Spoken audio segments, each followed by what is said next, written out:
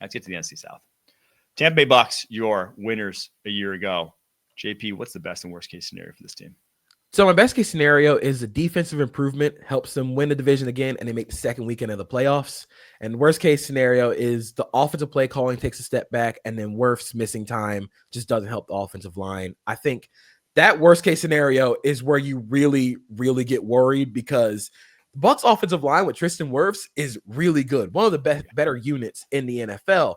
But not having your obvious all-pro left tackle is going to really help. Is going to really knock you down a few pegs, especially offensively in terms of what you can and can't do. And now you're adding a new play caller into the mix, where I think the Bucs have kind of been able to withstand all the turnover at play caller. But if you don't have that offensive line working up to speed, that's going to really be an issue with the new play caller coming in. But my best case scenario starts with the defense. Their defense, they tried to answer too many questions that they just couldn't solve by themselves up front, where you do all the simulated pressures, but the coverage wasn't consistent. You try and win with 4, but nobody can really win with 4. Kalijah Cansey being out, Yaya Diaby still coming along, but I think he's going to have a good year. But the improvements that they've made to the secondary very quietly, adding Jacob Parrish in the draft, adding Benjamin Morrison, who I think could be really good if he's healthy. You've now created a secondary that I think is going to be, one, mean as hell. I think they're going to be mean as hell in the back end, but I think you've created a secondary that fits Todd Bowles' image as a defensive play caller. So those defensive improvements should help balance out this roster a little bit, and I think that it'll lead to them winning the division again. I like what you said about Wirfs and how with him in the unit, obviously they're one of the best units, and without him, it's a drastic fall off. There's so many things you can do with an elite level offensive tackle that has the lateral movement ability, that has the ability to latch onto defenders in space, actually can go get on guys at the second level. When you're in these third down, fourth down situations, you can really just say, put him behind Tristan.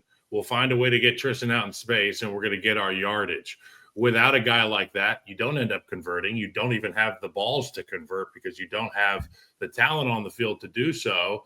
It changes the dynamic of the feel of the entire football game. It's like when Dan Campbell wants to go for it on fourth down all the time. Well, it's not just because Dan Campbell is really confident. It's because he's got Penei Sewell out front. It's because they can cave in the line of scrimmage. You lose that ability, and you lose a lot of skill from your football team. Yeah, I'm right there with you, JP, about this defense that, you go back to like the 2 Falcons games, even when they just got somehow torched by Kirk Cousins, literally the only 2 games of Kirk Cousins season, but it's because you got, a starting corner in Zion McCollum who's a little up and down. You weren't particularly deep in the secondary a year ago. You kind of foolproofed it. I think Benjamin Morris and Jacob Parrish, they were juniors coming out. Yeah, they were young. To me, they were immediate starters though. They were, as long as Morrison's healthy, and as long as Parrish anywhere. I thought that guy was so technically sound for a junior coming out that this could be 2 guys that, forced into starting role, you're not upset about whatsoever. So a night and day difference it could be in the performance in the secondary this year. If that's the case, I mean, you already had the offense down pat. You were already in the mix there. This could be a team that's truly in play for the 1 seed because of their schedule compared to everyone else's schedule in the NFC in that division they're in. But the worst case scenario to me begins and ends with the offensive line. Tristan Wirfs already banged up. Just their second unit of offensive linemen. You don't want any of these guys in there. Charlie Heck, Sua Opeta, Jake Majors, Elijah Klein, Luke Haggard. You've never heard of any of those guys because. Well, Mike's having issues with his mic. Invested in that second tier.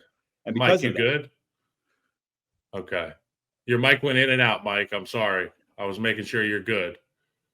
You good? Well, let's give us 2 thumbs up and a prayer hands, and then we're gonna know you're all right. We can keep crushing the Bucs, the 6th, 7th, and 8th O linemen. Oh my God! I hope their parents aren't listening to this. All right, sorry. I was just lamenting that their second unit of offensive linemen are one of those guys.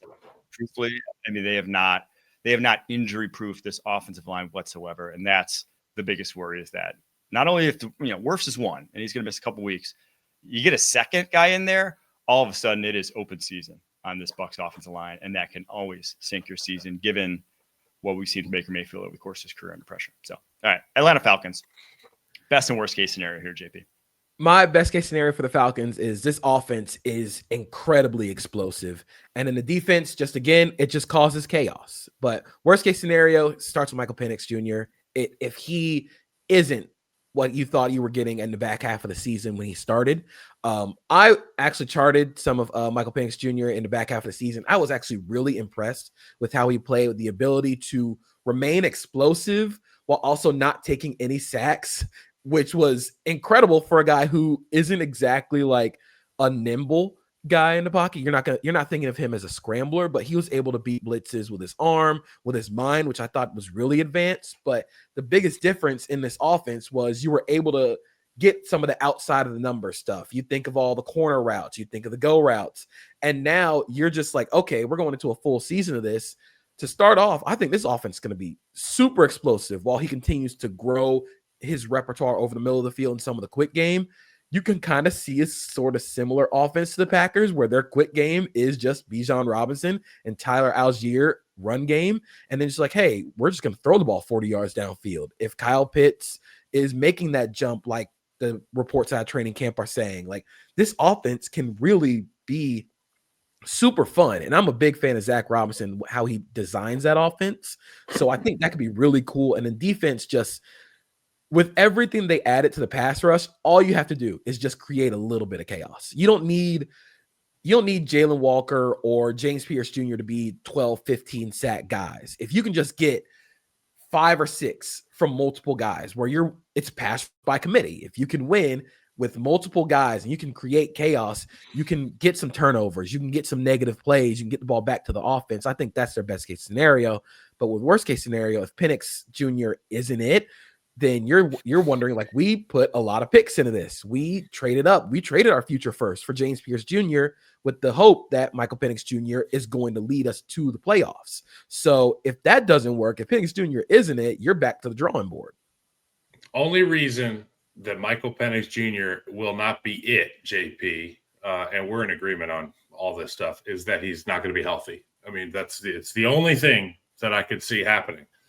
But what I've also seen happen since we saw him in the nation's capital against Jaden Daniels under the bright lights is that this young man can play some football. And he plays like an old man. You talked about his lack of mobility, but I really like his touch, his ability to use the entirety of the field, his accuracy. And you said beating people with his brain. I just think he's got such a sense of calm out there that he exhibits as a quarterback. So my best case scenario for this Falcons team is Penix healthy, Pitts renaissance, pass rush comes alive because of the offensive firepower. Look, if they're going to score points, and you mentioned the Packers, if they're going to score points akin to the Green Bay Packers, this defensive line will finally have an opportunity to go prove themselves to ATL that they can get after some quarterbacks. And what's better than a good pass rush at home on turf, JP? That sounds like a recipe for chaos, especially with all the guys that they have. Like, I'm a big fan of Jalen Walker. I thought he was awesome going into the draft cycle. I think James Pierce Jr. as a designated pass rusher, and he's apparently been crushing it at camp. So if you can get those guys up to speed, Caden Ellis made some really nice plays as a pass rusher. You just have all of these guys who can sort of, like I said, win by committee, where you just get some pressure from everybody in the group. And I guess it's the inverse of the Packers receiver room, where it's like you don't know which guy is the straw that stirs the drink because everybody gets their shot. Yeah, I do think – I don't even think worst case scenario. Like I said, Michael Penix, I'm of the opinion, given what I saw last season, that there's just no way it turns bad. Like, he's not going to look like a fish out of water out there. It's going to be – it could be up and down. You know, could lead in picks. That wouldn't surprise me given his play style. But – you're going to have far more explosive plays than you ever had a year ago at minimum. So the upside's very tantalating. But I will say about the front seven, it's not necessarily the pass rush. I think Raheem Morris, you've seen him go back to his last year in Los Angeles. What he had just to cobble together even a modicum of an okay defense was impressive. Like, he's been able to generate pass rush with less than stellar one-on-one type winners. But what I'm a little worried about is that the guys they added are trim. I mean, if you're talking about the running game, Jalen Walker playing the running game off the edge, we've really never seen it much. James Pierce, 245 pounds, going up against 350-pound offensive tackles. Like, is he going to be able to set the edge at the NFL level? That's my worry, is that this, can you even get to the third downs? Can you get to the third and longs? Because they may be getting pushed around a lot in the running game, and then you're just, unfortunately, that leaves you with your hands tied behind your back. All right, New Orleans Saints, we don't have to take long, but JP, best and worst case scenario here. My best case scenario is you find out what you have in your youth, and worst case scenario is this first year just absolutely sinks Kellen Moore. Like this is just, I don't know how the pressure of playing or coaching for the Saints with this roster in a division that kind of, I mean, I don't think they're going to win many games right now, but you just worry that some of just the general chaos of this team, of keeping the general manager around who wants to win right now, and it seems like the general manager has a lot more say than the head coach. You just worry that he just isn't, it just doesn't work. The mesh between him and McLoomis just doesn't work. But best case scenario is you find out what you have in your young guys. You find out, Kelvin Banks, Tali Fuaga, and Trevor Penning are starters, are good starters on the offensive line. You figure out which one of your quarterbacks is going to be the guy. You can get a healthy season from Chris Olave and Rashid Shaheed, and now you're starting to build those building blocks for the future. And I think that's where they need to be after this season. If you can just find out which one of your guys that are of your youth are going to be here for the long haul, that's a success. Yeah, sometimes when you own a home, you plant a tree. And at first, the tree is really little, and it kind of pisses you off because you're like, I dug that big-ass hole, and that was hard, and my back, it hurts. But then, you hang out on that porch, and you watch that tree a couple summers, and next thing you know, that tree's big, and it's giving you shade. That's what the offensive line moves and investment for the New Orleans Saints will look like when hopefully they don't win a lot of games this year. But as you put, they go out there and they become good players on the offensive line. The moves they made positionally end up working out so that when they do get that number one pick, he steps into one of those quarterback-proof offenses that we talked about earlier, JP, and we're a long way from that in New Orleans. But that's kind of the good news for New Orleans. You can watch that tree grow of your offensive line. Yeah, I think the worst case scenario I wrote down here revolves around that offensive line because they've invested 4 first rounders along the offensive line, 1 second rounder. I mean, they have built it up, kind of how everyone says build it up through the draft. Those guys stay longer. You have them for a longer period of time. But the thing is, last year they had that, and they were the 32nd ranked pass protecting offensive line by PFF. They could not, in obvious pass situations, get the job done. And so they had to scheme around that. They did a lot of stuff to do so. Clint Kubiak did. What does it look like this year? Do those guys take steps forward? Because if you ask any draft analyst, the evals on Talia Fuaga, Trevor Penning, like you'd be kidding yourself if you were saying these guys were high-end pass protectors. They got drafted because they were run blockers. They're junkyard dogs that beat people up in the run game. And then they look like those bodybuilders that you see that are just like grotesquely jacked. And then you're like, okay, go fight that guy. And they're like, they can't even sometimes that's how these guys look in pass. But they're going to get better. Okay, you stretch it out a little bit, roll it out. But that's the worry, is that you go into this season, you're still like, yeah, we invested we have all these first rounders. We're not getting rid of these guys, but somehow we still can't pass protect. I think that's the scary part. I think the other worst case scenario, if just as a fan, is if you drafted this, this big draft class. I love their draft class, but if you go into week 1 and it's just Kelvin Banks starting, which is a real possibility, Tyler Shuck may not be seeing playing time. Quincy Riley may not be starting at corner, your 4th rounder. Jonas Sanker, your 3rd rounder, may not be starting at safety. Danny Stutzman, Vernon Broughton along the defensive line. Like if all those guys are backups, because one of the best parts about being a fan of a bad team is you all of a sudden become like this pro personnel scout. You want to be like, oh, how are our young guys doing? You get to see a bunch of your rookies. You get to see a bunch of second-year guys. They still got a bunch of vets on this roster, and they still stink. That's the worrisome thing if you're a Saints fan. You may not, because Kellen Moore isn't paid to develop guys and isn't paid to, make you have a more enjoyable experience as a fan because you're watching younger players. He's paid to win games, and the vets on that roster may give them the best chance, but then you may not just get to see any of these youngsters get a chance. So that's the worst case scenario. All right, Carolina Panthers, your last place team in the NFC South here. What's the best and worst case scenario for them? So my best case scenario is the offense continues their growth and the defense takes a big step forward with their acquisitions. But the worst case scenario is it centers around Bryce Young taking a step back. I think last season, the back half of the season, he kind of showed that he can play with that timing, can kind of maximize that offense. And I think that he needed that little bit of a break in between of being benched to kind of just reset a little bit. And I think sometimes that's fine. But the worry is if it just doesn't click with all the receivers, with the run game. I think their run game can be really fun this year. I think that their offensive line is built to run the heck out of the ball, and I think that's going to help insulate Bryce Young a little bit. But in the best case scenario, you have Tedero McMillan, you have Jalen Coker, Xavier Legette, and Adam Thielen. You have all of these guys who can create layers within the offense. I think McMillan and Bryce Young are going to really click in terms of where they both win. But defensively, you added so many guys up front. It's kind of, they acknowledged their issue last year was we just weren't big enough in the run game. They got run over. And so we're like, okay, we'll just go and add all of the big people we can find up front to try and win that trench battle. And I think if they can take a step forward there, I'm a big fan of Ejiro Evero. He has a lot of faith in there's a lot of faith in Evero based on him continuously staying with the Panthers throughout all their regime and personnel changes. So this could be the year that it all finally clicks because the roster has a lot of talent this time on the defensive side of the ball.